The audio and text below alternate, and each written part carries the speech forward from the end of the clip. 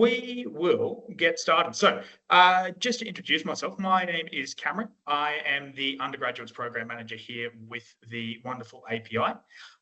So I've recently just started with the API last November. So I've recently become more and more acquainted with the power industry and all of the wonderful work that goes into that, which has been pretty incredible.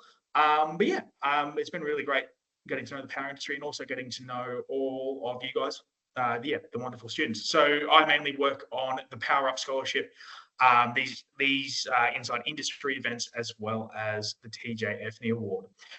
So I've mentioned this a couple of times, and I won't spend too much more time on it, but just so everyone's aware, this session is being recorded. Just so we've got it for later on in the year. So just so you're all aware of that. And unless you're Matthew, who doesn't have a webcam, if you guys could have your cameras on for the session, that would be absolutely wonderful. So welcome to Inside Industry. So for today, we'll be going through, if my slides will change, we'll be going through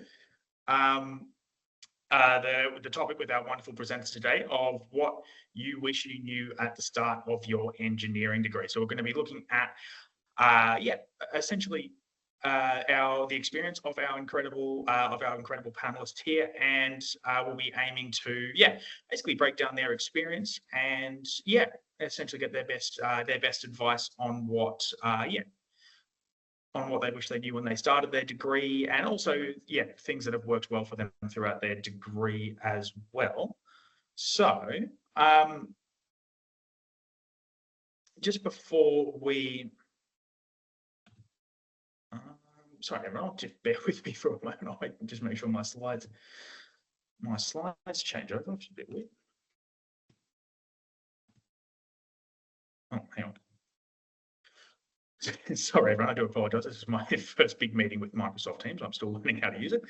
Sincerest apologies. Anyway, just before we get started as well, I would just like to acknowledge country quickly. So I would just like to acknowledge the incredible people of Aboriginal community here where I'm calling in from today, which is beautiful Meanjin, Brisbane. I would just like to acknowledge elders, their elders past, present and emerging, and pay respects to the people and cultures and their continuing connection to lands and waterways here in this beautiful country.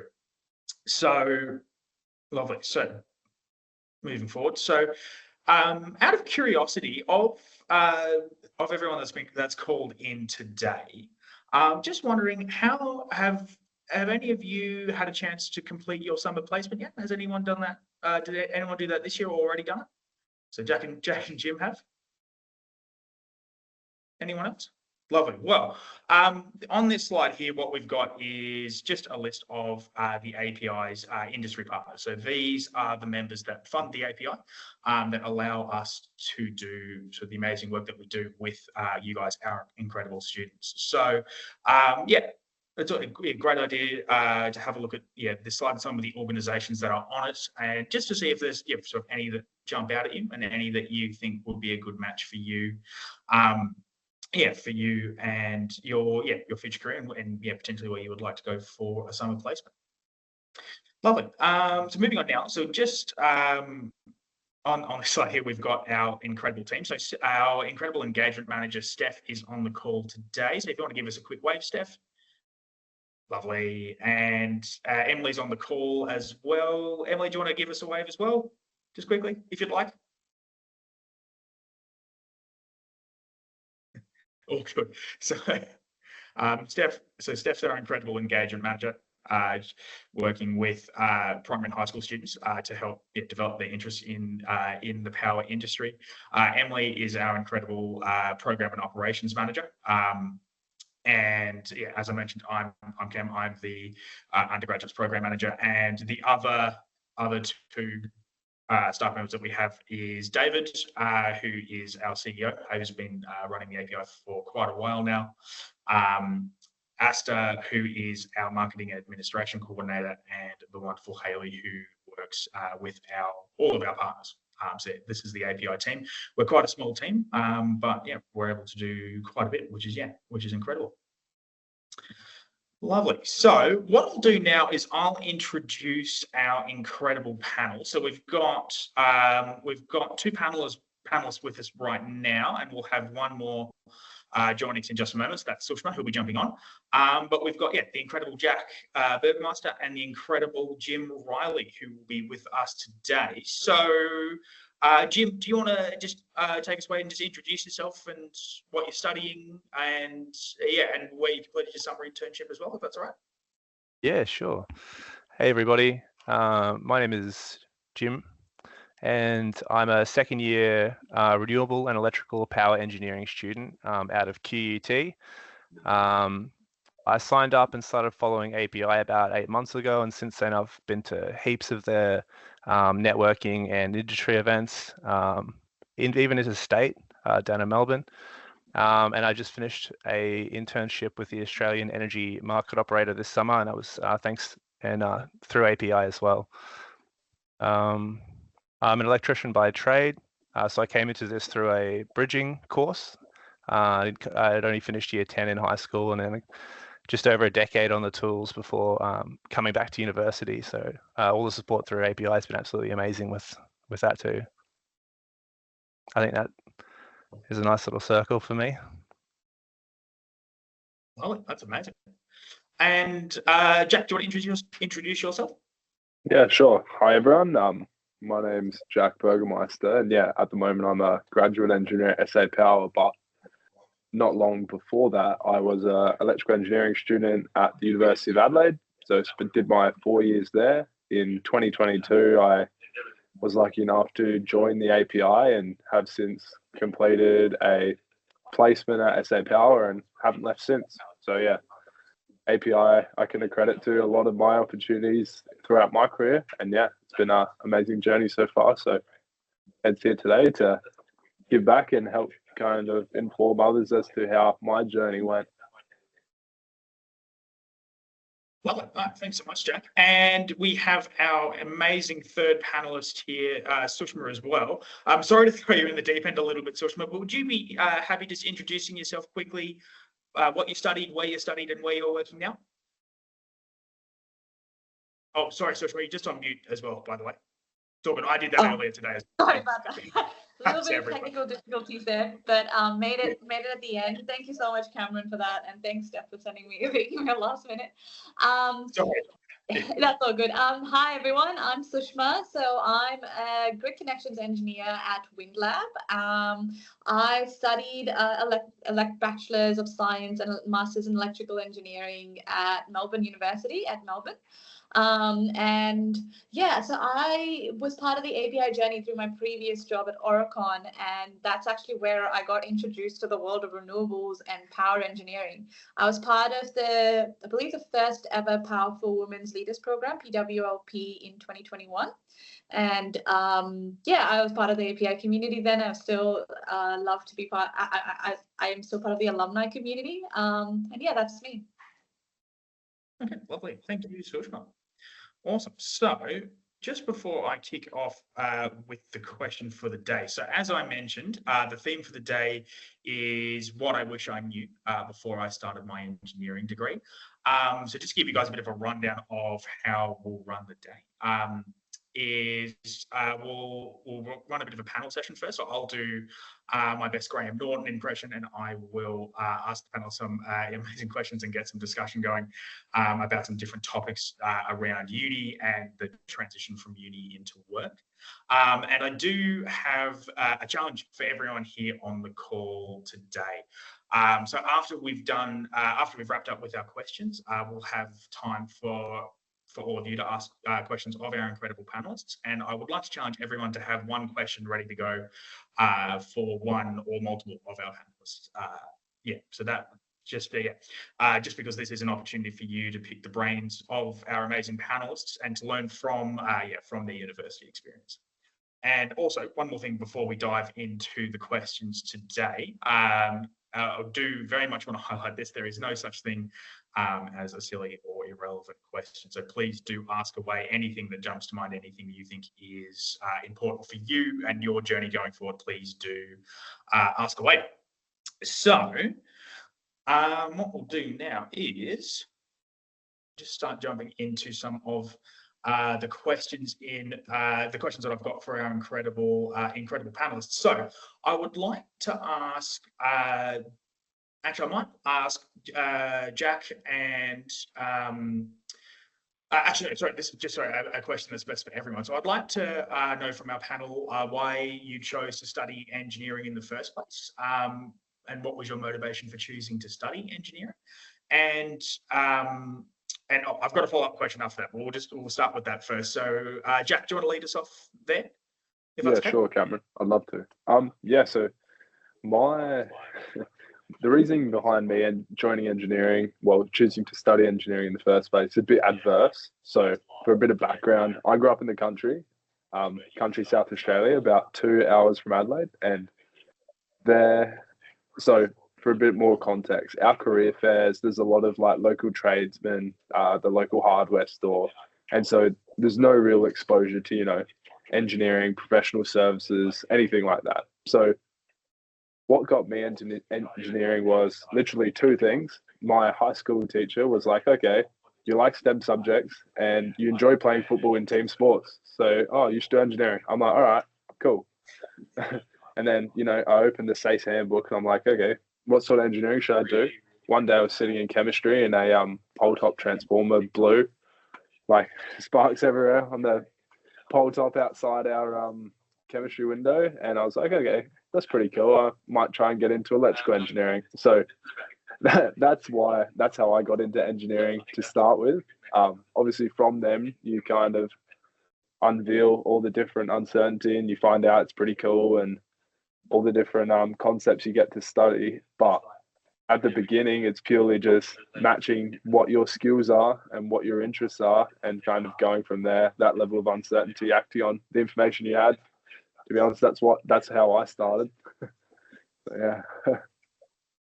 Lovely. That's brilliant.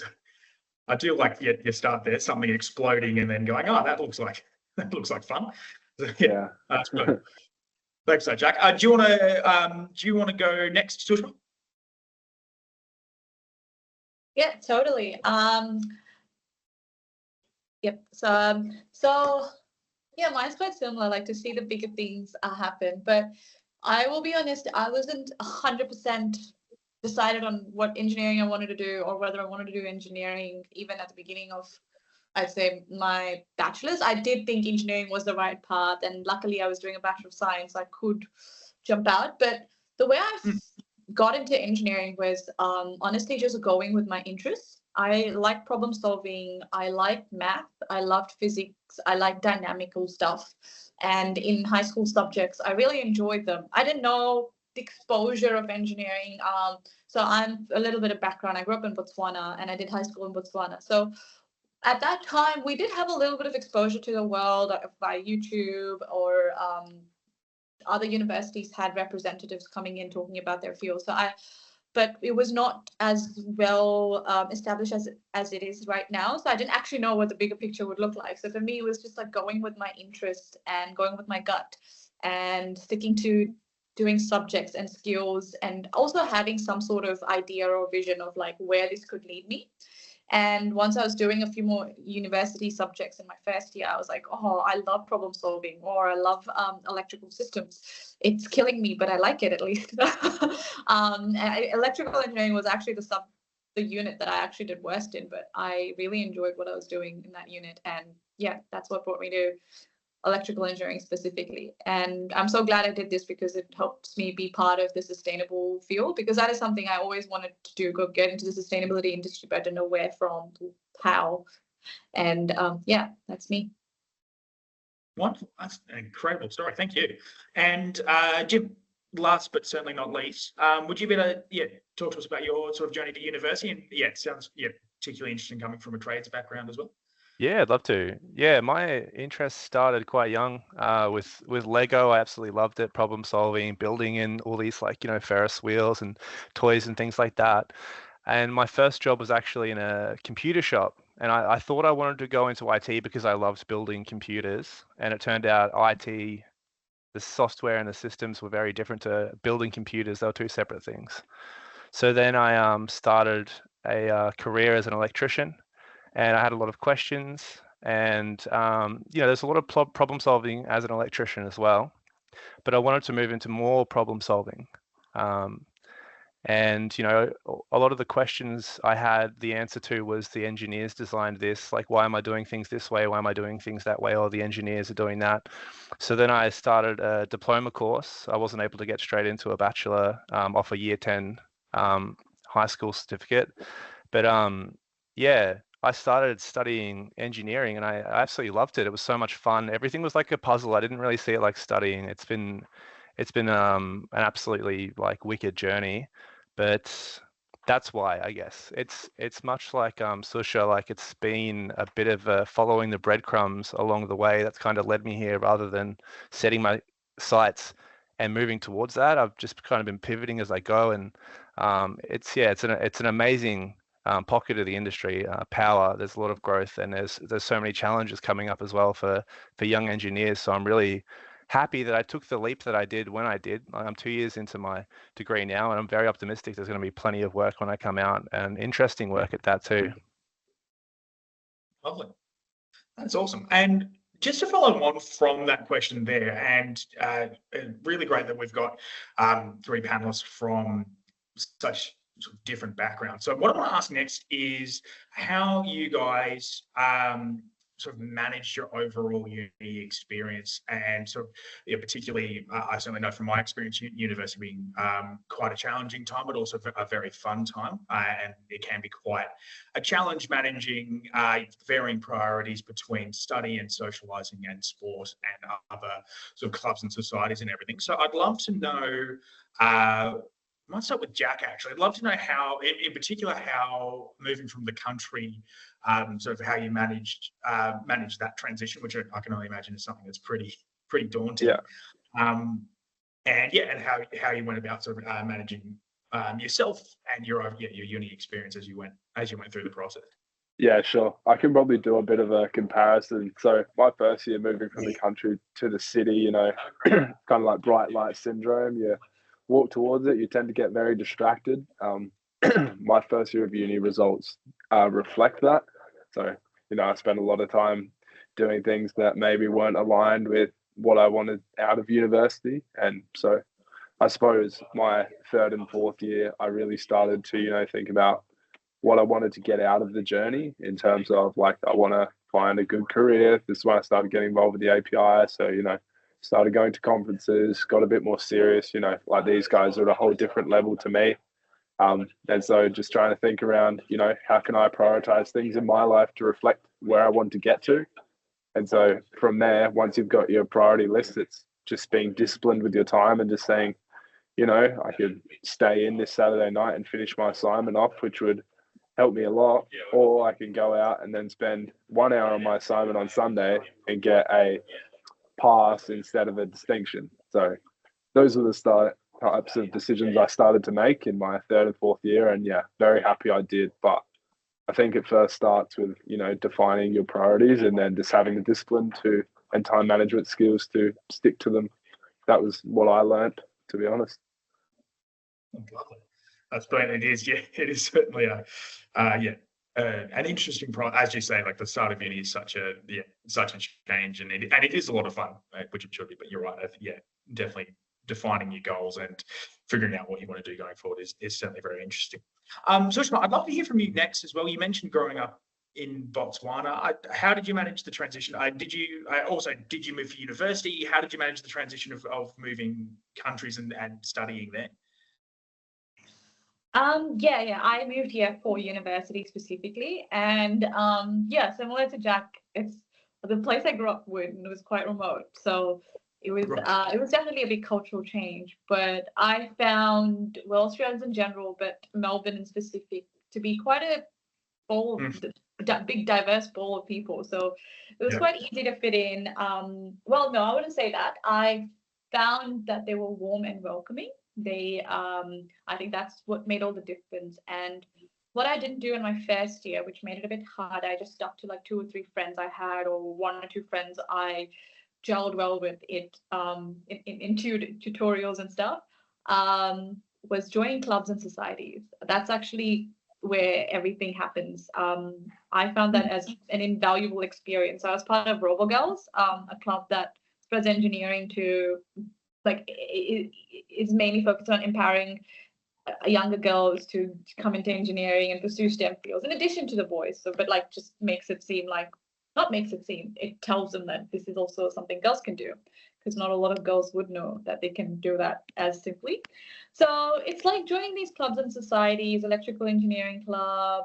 I wish I joined more fun clubs like the mountaineering club or any other sport. But yeah, I think it was the clubs and societies that help you understand the culture and how things are going. And when you're not forced to make friends, when you're becoming friends because of a joint purpose, I felt like it's very easy to figure out what's the norm and get used to it, or actually make sure everyone's aligned. So if you're a bit different, everyone will get used to you, or you will be like, oh, I could try something else. I could approach the situation this way. So I think building those relations was quite crucial to me, and clubs and societies, I think, helped a lot. Of course, content was really hard. Uni was really stressful, and there was barely any time to do all of this. But I think it's quite valuable to try and fit that in, because interpersonal skills are just as important as academic, or probably even more important than academic. Love it. I've still got a quick follow-up question for you, Sushma, and this will be for you as well, Jack. How did you find, obviously moving away from support networks such as family and school friends, how did you, you mentioned clubs and societies, how did you manage sort of finding that new support network when you got to uni? Well, I think it was quite challenging, I'll be honest. Like, it didn't happen overnight. It took I'd say about 2 years for me to find my ground and find like a few people that I could call my support network. And I think what was important is never rely on one person or 2 people, like, oh yeah, this friend from physics is going to be my friend forever and all that. It's always important to make sure that you diversify your portfolio by trying to meet new people and being more open-minded. So it was definitely hard. I found it really hard to make friends in my subjects. It took me, I think only in my 3rd year, I managed to make friends in my subjects. So, but yeah, joining clubs and societies, I made a few friends, and that's also where you can find other international people with common situations, or you can actually find Australians who moved out of home and they're also navigating this semi-adult but also young adult life. So I think, like, I'd like to believe everyone has good intentions, and finding a joint purpose makes it easier to, that it puts no pressure on you. So if you have like a big intention, like in RoboGirls, we run a workshop. So the intention was to make sure that we have a successful workshop, and then you work with others, and then after that you're like, oh, we actually got along really well. What do you do? And also knowing that the worst that can happen if you ask someone something, or if you want to meet someone, is that they'll say no. That's literally the worst that could happen. So having that mindset, I think, was quite useful. Of course, I only learned it quite late, but I think that'll be quite useful. Comes in handy when you're trying to find a job as well. Yeah, for sure. Oh, wonderful. And Jack, how did you go? Moving from, as you said, moving from the country down to the big city. 100% agree with Sushma on that outcome. But yeah, it was pretty tough for me to start, to be honest. Obviously, moving away from family I've been with for 20 years or so, it's a bit hard, and it's not like you can then just go see them. So yeah, it's kind of, I still was going back and playing football on the weekends, so I'd still go back here and then. And obviously with COVID, I lived at home for 6 months because everything went online when I first started. But yeah, I suppose building it out, like Sushma said, it's really just finding your kind of little niche group of friends, and then just building that out as you get through uni, and then finding the people you have common interests with. And yeah, turned out that a lot of those people I found common interests with are now working at SA Power Networks with me. So, I feel like finding your kind of little community, group of people is probably the way to go. Establishing that, yeah, it's all about getting out of your comfort zone and just talking to people with the same interests as you. That would be my top tips. But yeah, tough to start with, but as you get used to putting yourself out there, and it only gets easier. Wonderful. And so, just to move on back to Jim, how did you? And I think as well, another very unique story. How did you manage going from a trades background into university, and how did you manage that transition there? I think the biggest thing that helped me was planning my time. So on Sundays, I plan the week ahead, and in the mornings, I plan the day ahead. I have a bit of an idea of when my assessments are due, and just keeping myself disciplined, like Jack was saying. And in terms of that, like this semester, for instance, I've just started yesterday, and Instagram was the first thing to go. I had to take that off my phone. I had to be honest with myself. Where am I spending my time? And I think that's what's helped me is, being accountable for my time and staying disciplined with it, and having a look as well. It's nice. I use Google Calendar. You can use a diary.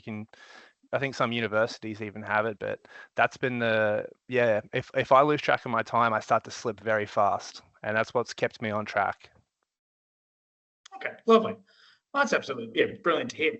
Well, I'd just like to know now, I've got a bit of a two-part question for everyone, and I would love to know when you all started your engineering degree. Did you have I'll come back to that message in 1 second, Jack. But I was just wondering, when you guys started your engineering degree, did you have an ideal job in mind as an end goal for the end of your studies? And I'd also, just on top of that, love to know how you then decided that becoming a power engineer and becoming a part of the power industry was the career path for you. Jim, do you want to lead us off, actually?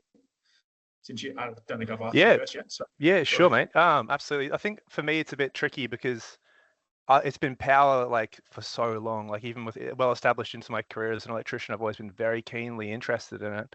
But even in power, it's quite a broad industry, and in terms of having an idea of where I wanted to work, I'm not sure, and that's the reason I like going to the seminars and the big industry events. And the internship was amazing because every time I go to one of these events, it starts to direct me towards what I think I might want to do, because it's a very big, exciting but a little bit murky picture of where I'm going, and then all of these little events just start to color in some of the finer details. So I didn't know, and I'm still not 100% certain. It's definitely somewhere in power systems, maybe system designs or commissioning or something. I don't know, but the more I learn about the industry, the more fine-tuned my radar is, if that makes sense. Yeah. And how did you find your, and just for context as well, Jim's just wrapped up a summer placement with AEMO just last week, I think it was actually, which is very exciting. How did you find your summer placement experience helped sort of, as you say, sort of hone that vision of what you want to do? Yeah, it was interesting. I did power system simulations where we'd take a model of a generating system and run it through disturbances. And I wasn't sure how I would find a really kind of theoretical role, I guess, more theoretical than, obviously, way more theoretical than being an electrician, where you're practically literally there doing something physical. But I'm just getting a bit of reverberation back. Oh, it's gone already. Yeah. It's all good. No, it was great. And it gave me a lot of experience in the standards as well, which is something that I'm actually pretty interested in. Okay, lovely. That's absolutely brilliant. Lovely. And Jack, we'll go to you next. Did you, as I said before, did you have an ideal job in mind when you started your engineering degree? And and if not, when did power engineering become the path for you? Sure. Yeah. So far from it, Cameron. So as I kind of alluded to at the start, I was kind of full of uncertainty as I joined engineering. I originally wanted to be a doctor, I thought, but I couldn't do blood. So I thought, medical technology seems like the way to go.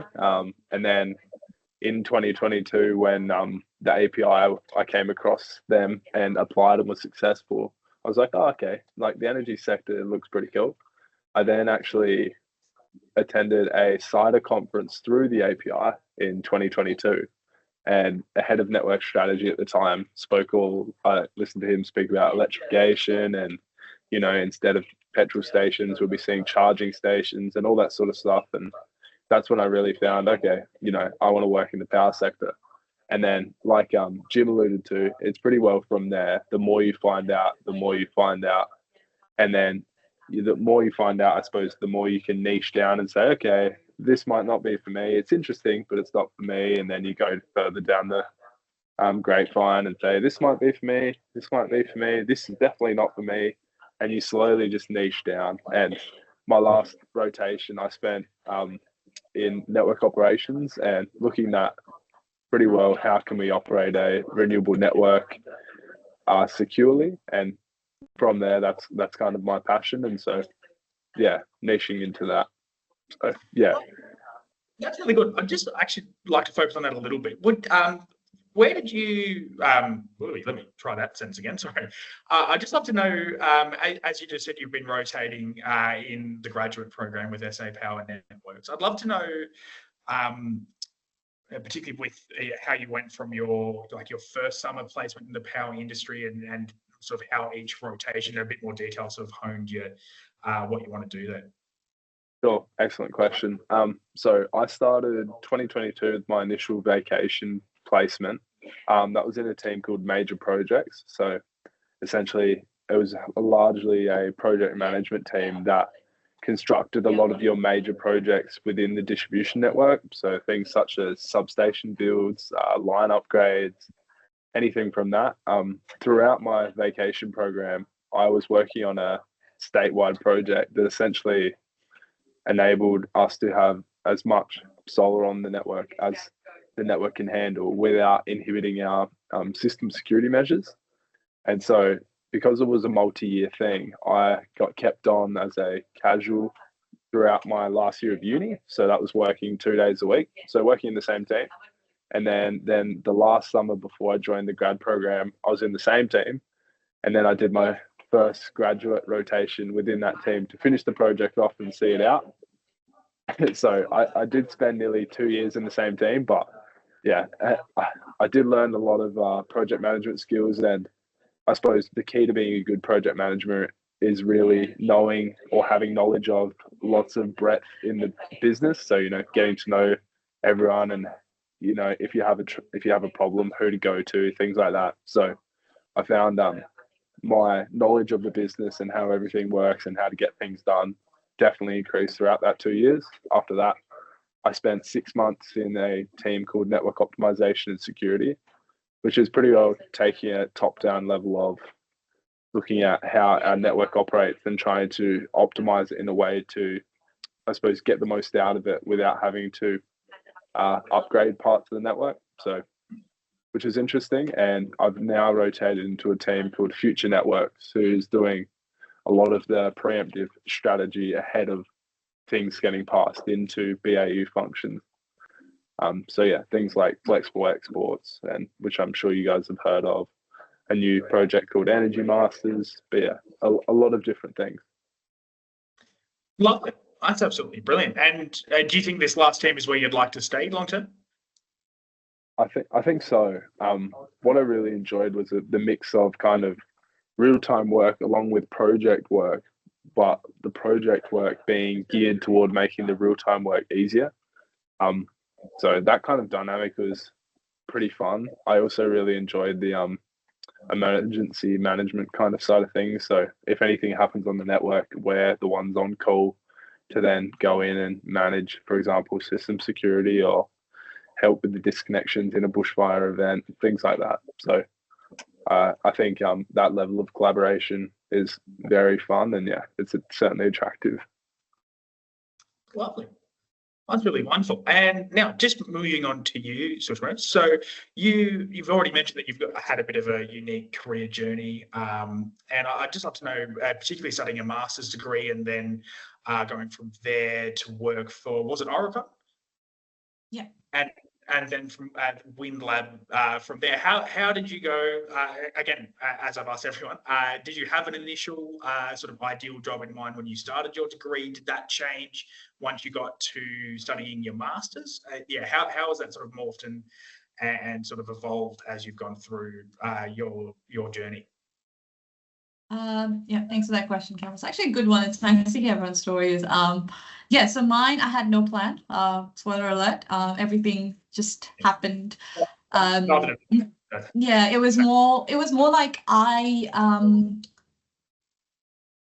definitely had a vision on like I want to do bigger things, and starting like to answer the first part of your question, how I got into like if I knew what I'm going to be in, I went through clubs and societies I joined. I went to I think about 3 or 4 engineering consultancies for like random site tours or office tours or like an event they have, and talk to people. And I only went to consultancies. I was only those were the only companies at that time that had opportunities for us to visit. And through that's where I came across Oricon, and I saw the kinds of projects they were working on. I'm like, oh, these are such cool projects. I would love to be working on this. And of course, I did not know if it was electrical engineering related or mechanical engineering, but I did know that I could get into this field.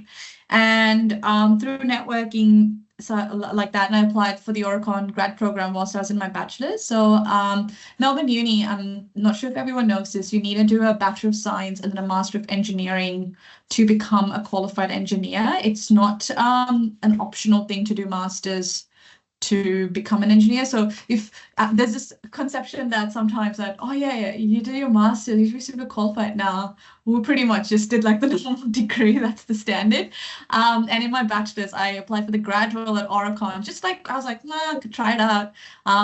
Because I was too late for the internship application. And I got it, luckily. And I told them, look, I haven't done my master's yet. I'm not qualified yet. What's your take on that? And they worked it out, and they actually had the capability to take on someone to work part-time. And throughout like my final semester of my bachelor's and my full master's degree, I worked part-time at Oricon, like on an intern/grad program. And I worked a bit in power. So I worked in railway, so I worked on the electromagnetic interference side of railway, and I did a lot of work in that area.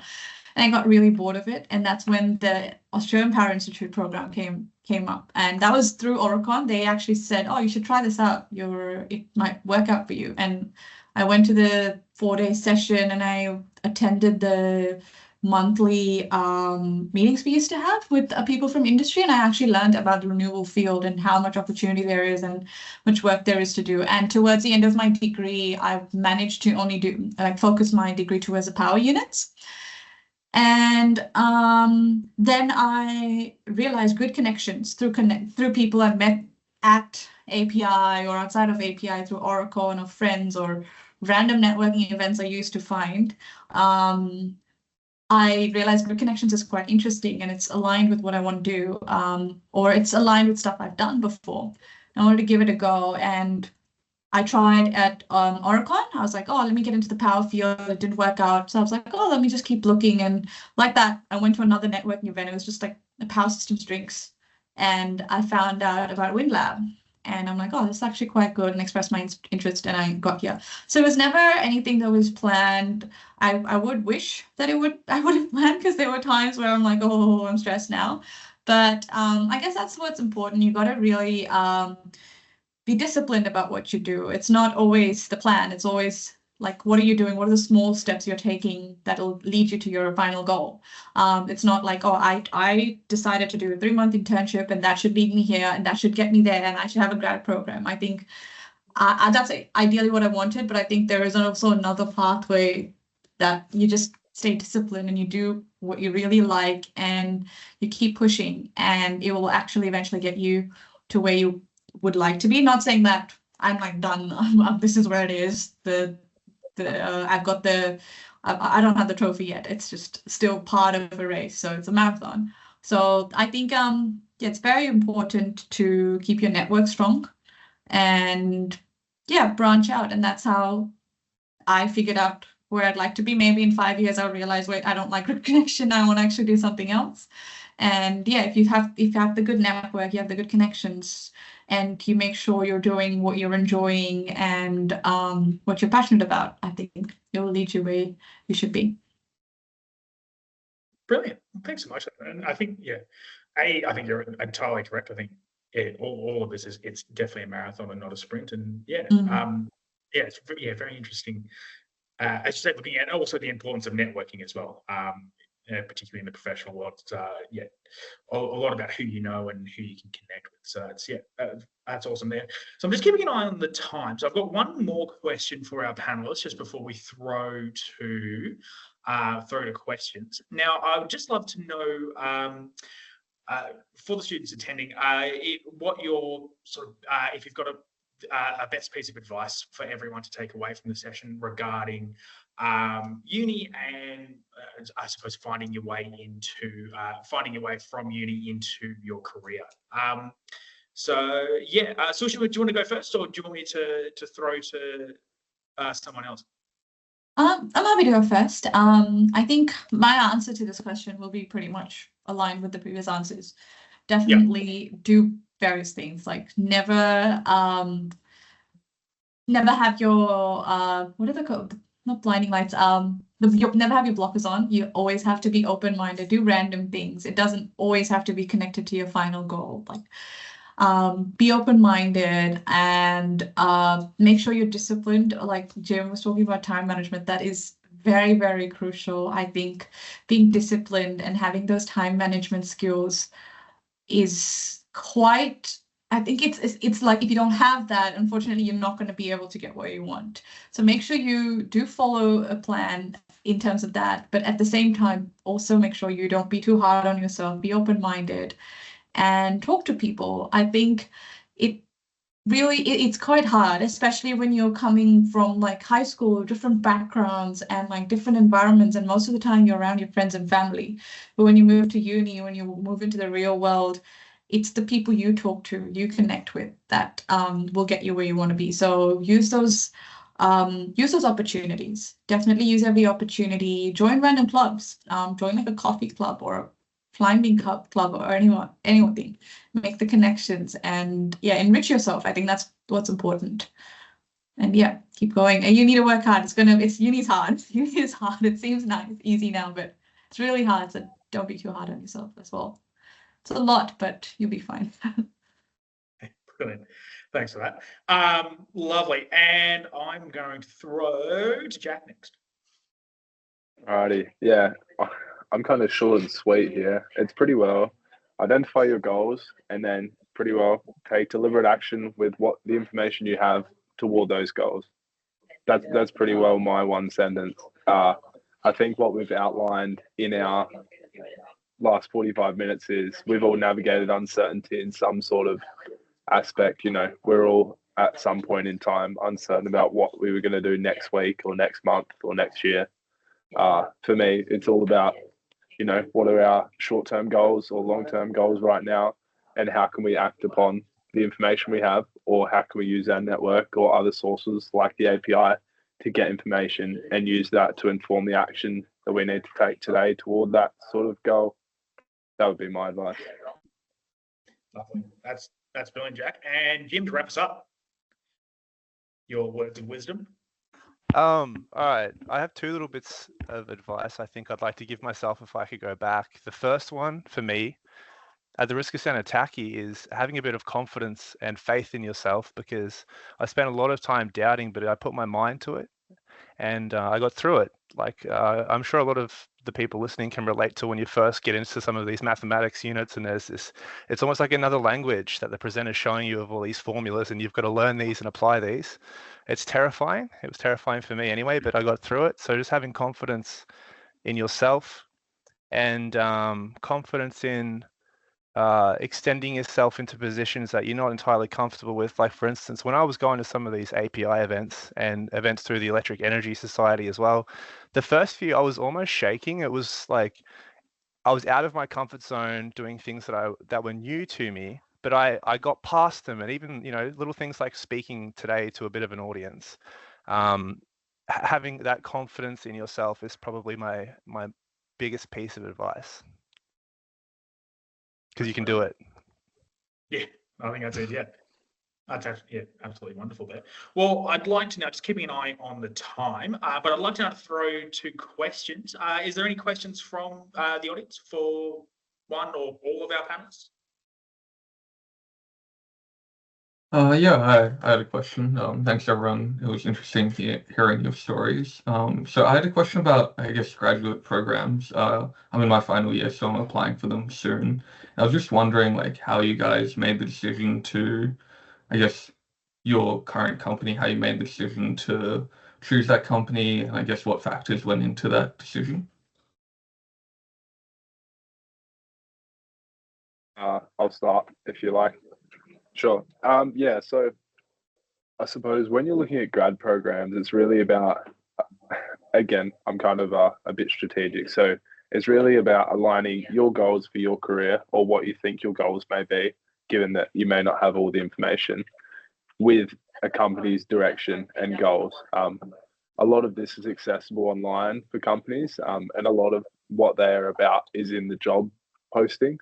So really for me, when I started, it's like, obviously was involved with SAP and a lot to start with, but I also saw the qualities that, I found important aligning with SAPins, and also the strategy I had for my career, identifying with the business. And so I feel like then it just makes you a good fit. Obviously, you've got to think about technically what you want to do as well, but I also think in the grad program, you'll get exposure to a lot of different technical things that you may not have even thought possible. I know I certainly did. Like, it makes sense once you see what they're doing that it needs to be done, but until you kind of know about it, you're kind of like uninformed. So that's kind of also why I think it goes back to your personal values, your personal goals for your career, aligning that with an employer and going like that. That would be my advice. Wonderful. Sushma, was there anything that you would want to add to that? Yeah, no, I think that's actually covers a majority of what I wanted to say as well, like looking at what they're about and understanding them. And if you know someone who works from there, or if you think, feel free to just message them on LinkedIn and be like, hey, I got an opportunity to interview for your company, or I'm interested in interviewing for your company. So if you're free for a coffee catch up, would love to get to know more about the company, etc. I think that's one thing you could do, and you can gauge the culture. I think culture and values are also quite important, as much as what you're going to learn and what you're going to gain from it is important, and of course a good paycheck as well. Culture, I think, is quite crucial. As much as work is work, it is about 8 hours of your day, 5 days of a week. So you will only be motivated to be your best version or do your best work if you're feeling comfortable and if you're feeling safe. So you don't need to be best friends with all your colleagues. You don't need to become family, but I think you need to be able to express yourself. And I think that's a big thing. Or even speak up if you don't feel like you're going to be heard, or if you don't feel like you're going to your questions might sound like they might laugh at your questions. I think that's not an environment I'd want to work at. If you don't feel that nurture, especially when you're a grad, I think it's a bit difficult. Of course, you could still do it and you can still gain from it. I think those are the kinds of things to look out for. But yeah, I think that what Jack said covers most of it as well. Brilliant. Lovely. And just want to say thank you, Jordan, for what you've said in the chat. That's absolutely brilliant advice there. Jordan, did you have any questions at this stage for the panelists?